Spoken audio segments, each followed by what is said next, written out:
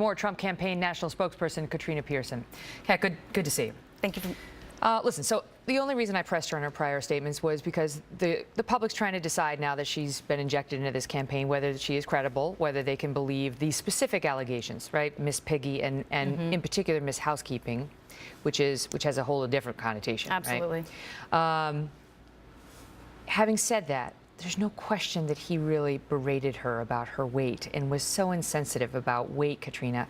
And you know there are so millions of Americans out there, and you know that how that makes them feel. So why shouldn't they hold it against him that he was so hard on her when it came to her weight? Well, I think if we look at the context, we are talking about beauty pageants. These individuals who participate in these contests have a weight clause in their contract. This was not something that Mr. Trump just did. This is organization-wide. We can look at 2011 when Miss San Antonio was told she had to lose weight in order to compete for Miss Texas. There's a reason why Miss Universe 2013 published her diet in Shape magazine. But you know, he has called some women fat pigs.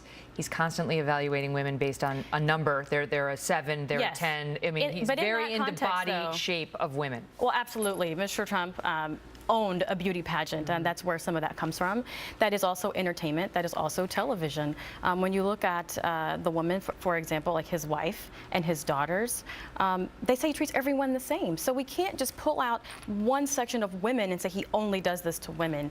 He will criticize those who criticizes him. Well, he says you can't be a 10 if you're flat-chested. He hasn't said the equivalent of a man. Well, I think everyone has their own opinion on what a 10 is, but I will say that this particular charge is extremely important because as you asked her to back up the statement of what she said, did he or did he not, are there any witnesses that can back up your claim of what he said? Because that's really what's catching fire here. As you mentioned, the Miss Housekeeping is what's really bringing on a worse connotation. Well, but Miss Piggy's bad too, and even this but stuff. She didn't back any of that up, Megan. But here he is. Here's Trump on Stern talking about her. Listen. You whipped this fat slob into shape. I don't know how you did it. I see all these diet plans, everything else. God bless you. You whipped her into shape, and you held the whole pageant together. Congratulations. Well, that was an amazing one, Howard. How did you whip her into shape? She went from 118 to almost 170. Yeah. And you got her right down again to 118, didn't you? Well, she's going to be there. She's probably 145 or something. Right. She gained about 55 pounds in a period of 9 months. She was like an eating machine. What was she? I guess she ate a lot of everything. Well, he also said in one of the previous clips that they're showing on television today is, I'm the same way. I like to eat too. This is the context of a beauty pageant, and that's what's getting lost in translation. There is a weight clause. The current Miss Universe, if you go to her Facebook page, there's a ton of posts of her working out in a gym. This is extremely important to those women. But we are talking about things allegedly that Donald Trump said.